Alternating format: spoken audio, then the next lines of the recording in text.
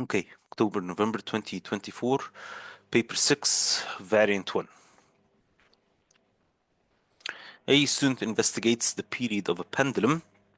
Figure 1.1 shows the setup. So you have the setup of the pendulum, you have a distance d, you have a distance x, okay, the support, the bench. The student adjusts the length of the pendulum until the distance d measured from the bottom of the support to the center of the bob. So distance d is now 90 centimeters. He displaces the bob so that it swings. He measures and records the time for 10 complete oscillations. Okay. Calculate and record the period. Okay. T squared. Not hard. What would be calculate the value of t and t squared? How can I find t? Can I find the period of the pendulum? Yes, I can find the period of the pendulum. If t is the time of 10 oscillations, so the period would be 1.91. Okay, if 13.5 is 10 oscillations, so the period would be 1.35.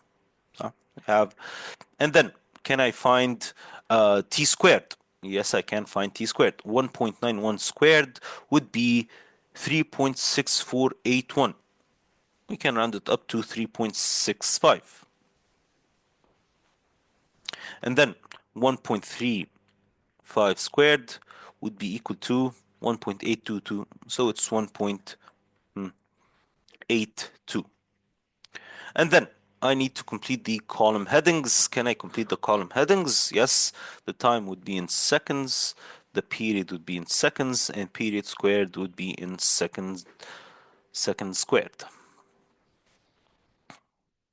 5 very easy marks. Explain why timing 10 oscillations gives more accurate result for the period than timing 1 oscillation. Because whenever you increase the number of oscillations, what happens? You reduce the percentage of human error. You reduce the percentage of human error. Describe one technique that you use to improve the accuracy when measuring the distance d. Measuring the distance, what should you do? Okay, what should you do? We always, not always, but most of the times, we would want to use a set square and put the ruler quite close, okay, to the pendulum. Okay, we use a set square and put the ruler close to the pendulum.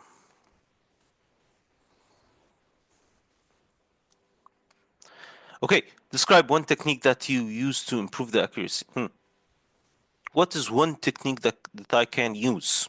One technique that you can use. When using a stopwatch, stopwatch, what should I do?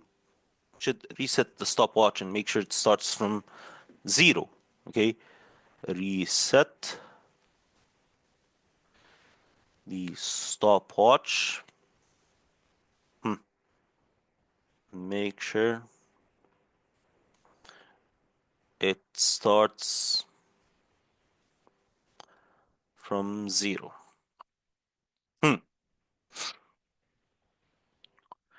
The pendulum support is 40 centimeters above the bench. Estimate the distance between the bottom of the pendulum support and the floor. 40 centimeters above the bench. So you have 90 centimeters and then you have another extra 40 centimeters. So you can add 40 and 90. Distance would be around 130. Again, this is an estimate. We can increase or decrease slightly. Soon plans to plot the graph of t squared against d. Suggest suitable values of d that the student can use to obtain measurements that are sufficient for this task. So you only took 2 measurements for d, 90 and 45. Are they sufficient? Definitely not. We need more values of d. So for example, you can say 80, 70, 60, 50, 40. You can increase, you can say 100.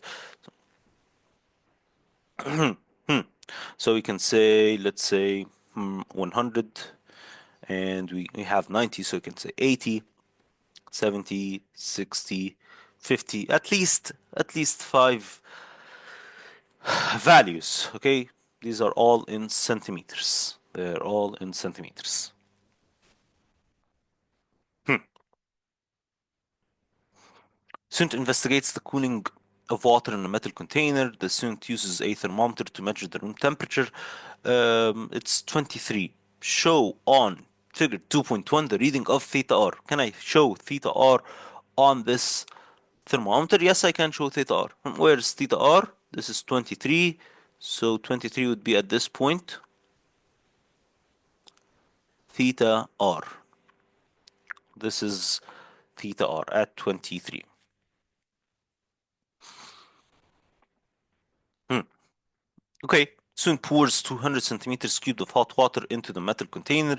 She places the thermometer in the hot water in the container. She records the temperature at time t equals 0. She immediately starts the stopwatch. She records the temperature at 30 seconds intervals. Okay, 30-second intervals until she has 7 sets of readings. Complete the column headings in 2.1. Okay, let's complete the column headings. Theta is in degrees Celsius and time. Should I write down the time or the unit of the time as seconds? 99% of the questions we do write it down as seconds, but for this question, we would need to write it down as minutes. Why would I need to write it down as minutes? Because if you can see the table, he has written down 0, 0.5, 1, 1.52. So these are in minutes. 30 seconds is 0.5 minutes. So T is in minutes. Okay, take care. Hmm.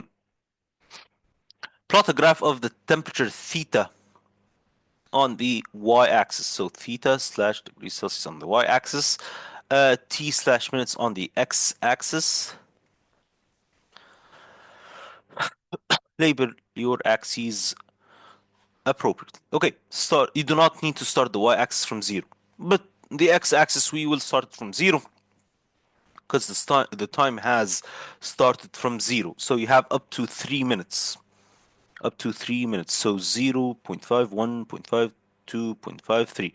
Okay, 0, 0.5, 1, 1.5, okay, 2.0, 2.5, and 3.0. This was quite easy. The temperature from 74 all the way to 92. Can I start the graph, for example, from 70, 70, 75, 80, 85, 90, 95? Yeah, it would be okay. You can do that. Okay, so 70, 75, 80, 85, 90, and 95. And since this is a rate of cooling graph, you should not expect the line to be a straight line. This is a rate of cooling graph. So this would be a decreasing curve. Okay, a decreasing curve. Let's start. 0, the temperature was 92. Okay, and then 86. 92 is 4 squares above 90. Okay, small x. And then 0.5, 86. 86, 2 squares above 85. 1, 82, 79. 82, 79.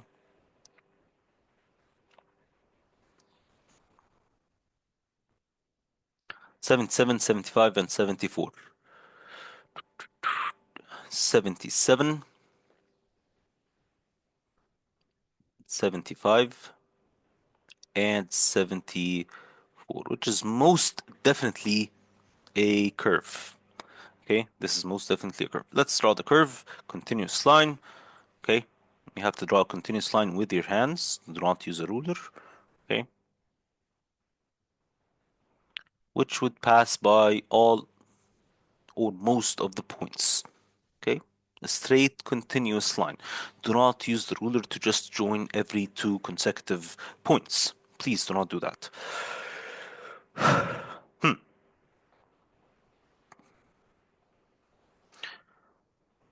A student states that the average rate of cooling of the water decreases as the temperature of the water approaches the room temperature. State whether your graph supports this suggestion or not. Yes, it does support. Okay, yes, supports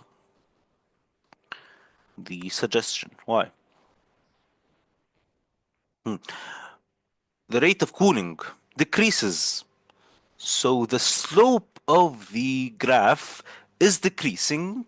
No, that's the rate of cooling. The slope of the graph, okay, decreases, decreases as the temperature of the water decreases. Okay? Explain why is it a good practice to read the thermometer at right angles? At right angles. Why is it always a good practice to take any reading at right angles? To avoid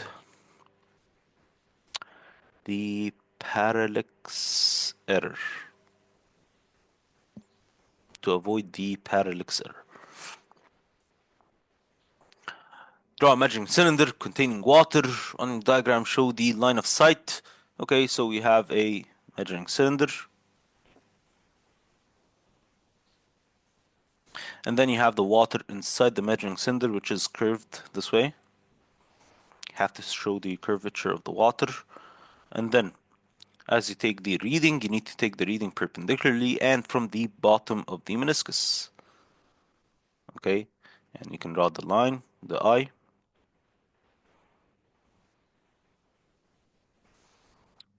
From the bottom of the meniscus.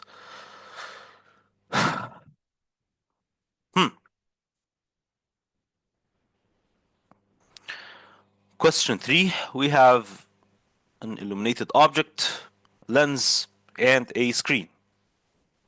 On figure 3.2, measure the height of the illuminated object. Can I measure the height? Yes, using the ruler. It would be slightly less than 1.6. If you've printed out the paper, it might be 1.6, might be less than 1.6, depending on the printer you have used. So if it is 1.6 centimeters, okay. If it's less, if it's 1.5, again, it's okay. This is due to a printing error, not more. So 1.6 would be okay. Now, the student places the lens at a distance of 25 centimeters from the illuminated object. He measures V between the center of the lens and the screen to be 41.2. You have U 25 and V 41.2. Describe two techniques used to obtain a clearly focused image. First of all, we need to use a dark room. Use a dark room.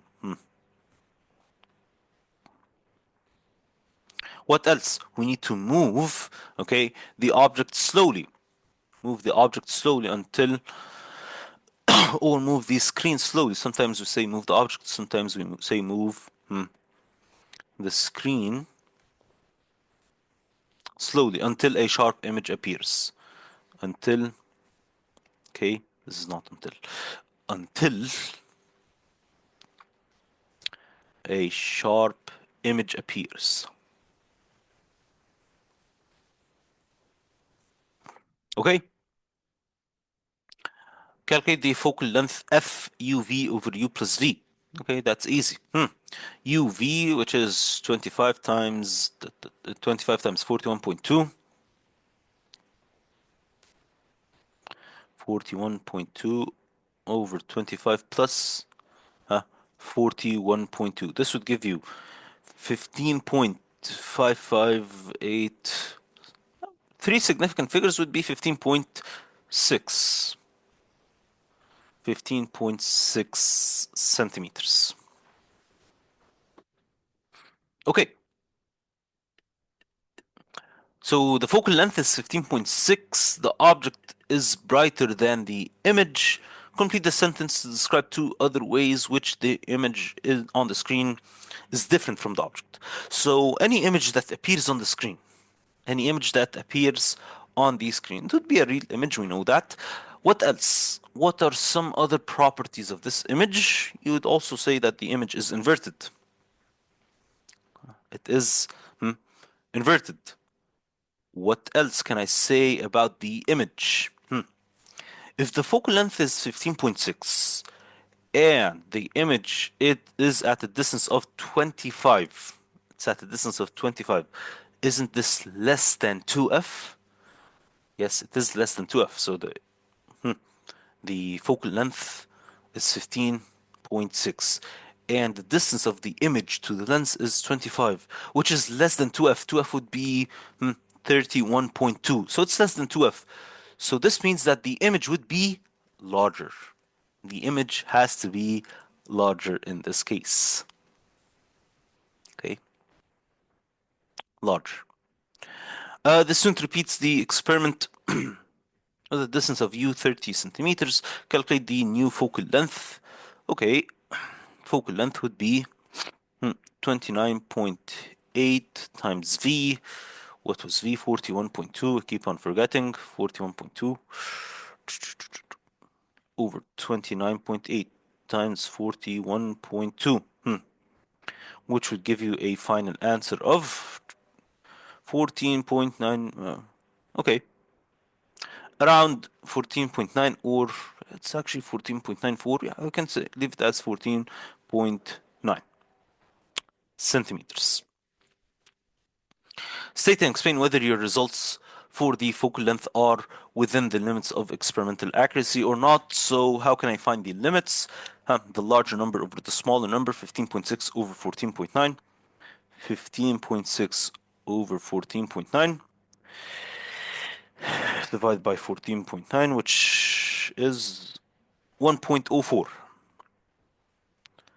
Definitely 1.04. This is 4%. 4%. Yes, they are within the limits. Okay. Yes, they are. Explanation. Values are close.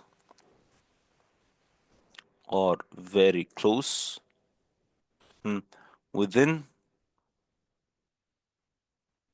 the limits of experimental accuracy. The limits of experimental accuracy. For this case, you can say they are less than 10% or 15%.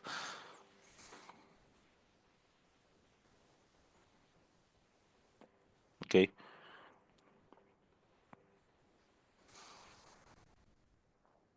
A student investigates the current required to melt different fuse wires. Okay. Following equipment is available: fuse wires with different diameters and metals.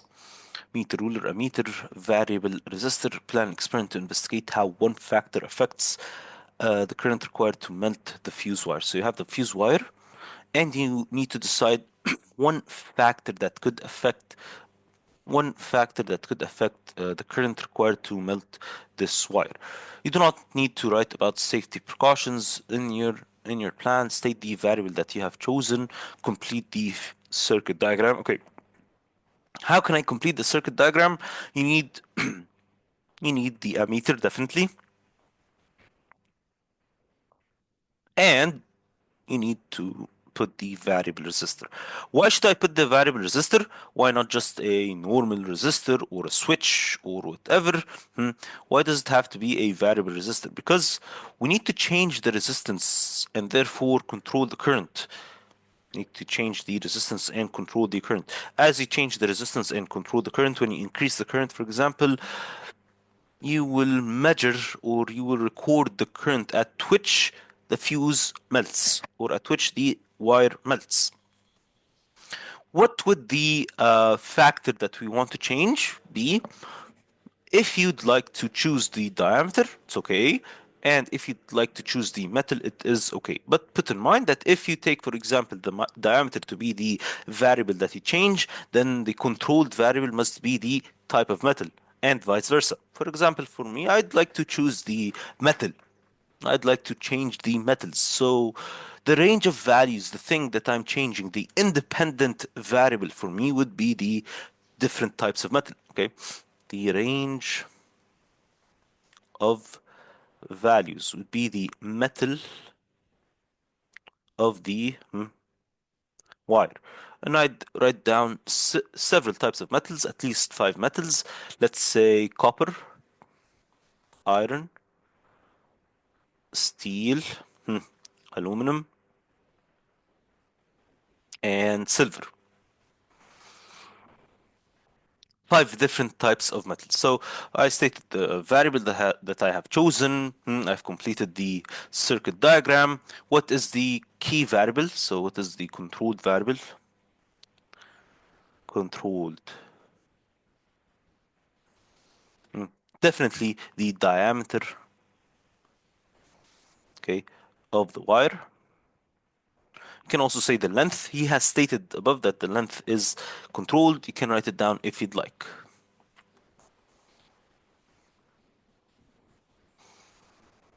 Do I have any missing apparatuses in this question? No. We have all of the apparatuses we need. We have all of the apparatuses we need. We have a meter ruler and a meter. That's it. That's all you need. That is all you need. Let's write down the steps. What should I do? Okay, are there any precautions for this question? Again, he does not need you to write down any precautions. You do not need to write about safety precautions. Okay, I'm okay with that. Let's write down the steps. What should you do? Steps for each wire. Increase the current by changing or by decreasing, for example, decreasing the resistance of the variable resistor of the variable resistor. You need to increase the current by decreasing the resistance of the variable resistor, and then record the value of the current, value of the current from the ammeter at which the wire melts. At which the wire melts. So for each of these resistors, or for each of these metals, you need to change the resistance of the variable resistor and then record the current at which this wire will melt. That's it. Then definitely you will repeat with all of the other wires. Okay, repeat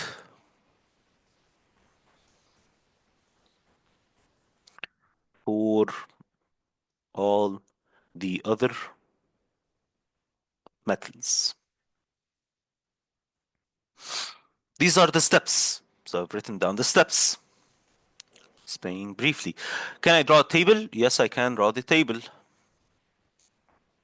This table, I only need two variables. The independent variable and the dependent variable. The independent variable would be the metal of the wire. Metal of the wire. And the dependent variable would be the current in amperes. Explain briefly. How can I write down a conclusion? Well, that's easy. Conclusion. For each metal, repeat the experiment several times and take average. You have to repeat and take average. Record the readings. record the readings in the table.